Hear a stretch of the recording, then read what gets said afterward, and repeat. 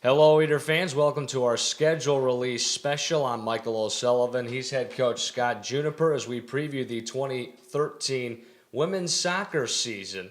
And head coach Scott Juniper entering his seventh season at the helm. And coach will open things up looking at the non-conference schedule. And August 14th is where it gets going. Not too far away when you think about it. Right around the corner, Texas A&M comes into UC Irvine. And then you got California coming in about a week later. Those two games really jump off the page looking up and down this schedule. Two top-tier programs, and it should be a good way to get a sense of where your team's at right away. Yeah, definitely. It's going to be they're two of the programs that have been super competitive the last few years. We've played A&M the last 2 years. We were on the road in College Station a couple years ago and managed to get a win out there, but they were able to return the favour here last year. So it's going to be good to get a third matchup against those guys. They've got a big Southern California influence on their team. We're going to have to be very careful of those players. But I'm sure they'll have some support here in Southern California in our stadium. And then Cal, we went up there a couple of years ago and we tied that game. We haven't played them since, so this will be a good chance to see how both teams have evolved, I think, since then. But again, another huge Southern California representation on their squad, and by the time we get to the end of that game, I think we'll have a really good idea of where our team's at. Should be two very competitive games with big crowds, so it would be a great way to kick off the season.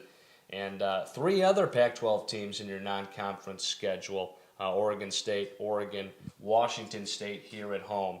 But looking forward a little bit, no, it's a long ways off now, but Big West Conference play. We saw last year Cal State Fullerton took the regular season title, Northridge winning the Big West Tournament Championship, and Cal Poly, and of course UC Irvine. You guys all stacked at the top. Do you see that again this year, a very competitive conference? I think it's going to be an incredibly competitive conference season. It's our conference has grown competitively over the last few years. I think there's not a single easy game in our conference. Top to bottom, doesn't matter whether you're at home or on the road. You've got to be very careful whenever whoever you're playing. You have to be really on the money, but with every opponent. I think those teams that you mentioned are going to be there or thereabouts. And I think if it's anything like last year, every single point is going to count in the conference running.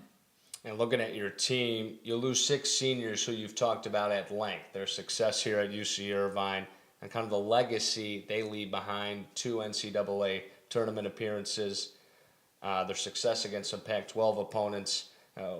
What kind of legacy do they leave behind for the players now, and who do you look for to step into that leadership role? That's a great question. I think the legacy would take ours. I mean, they reached so many barriers and broke down so many barriers, and a number of huge teams that they were a part of beating for the first time ever. So it's difficult to replace that overnight. The leadership that they brought to the team was huge. And again, that didn't happen overnight. I think that happens. All of them grew into leadership roles in their own way. We're going to have to wait for that to emerge. Right. We've already seen some of that during the spring. I think Maddie Solo and Zoya Farzaneh have been terrific captains for us. They're learning every day on what that means, how to lead this team. And that learning for them is going to continue through preseason, and they're going to have to figure this team out, and they're going to have to get a pulse on the team. But I'm hugely confident in those two that they're going to be able to really lead from the front for us.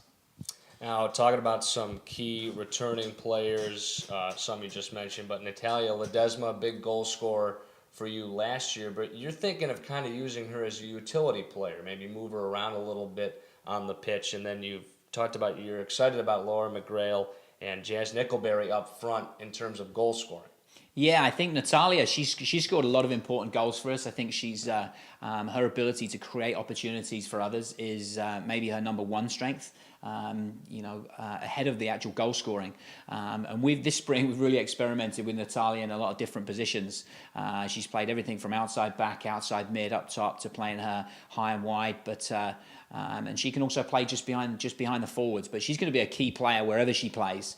And she's going to have to get used to moving around the field a little bit. Right. Laura McGrail and Jazz Nickelberry were recruited in the same year, and we always thought that the two of them could form a really tight partnership up top.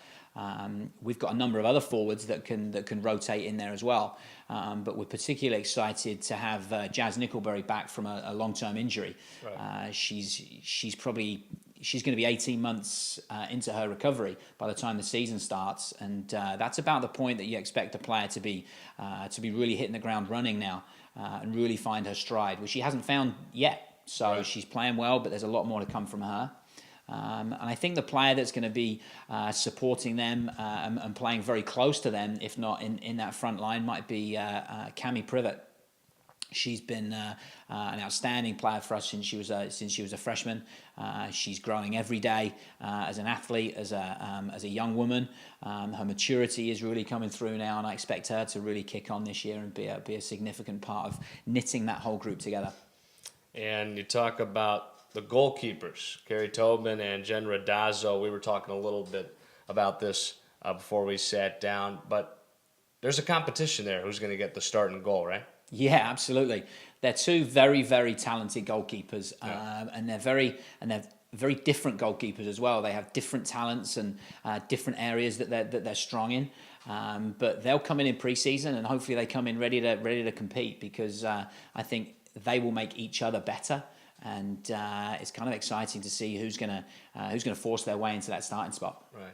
Well, it should be an exciting season in 2013. Remember, you can get all your single game tickets and season tickets, and for any information on women's soccer, at ucirvinesports.com. Coach, thank you so much for joining us. Thanks, Michael.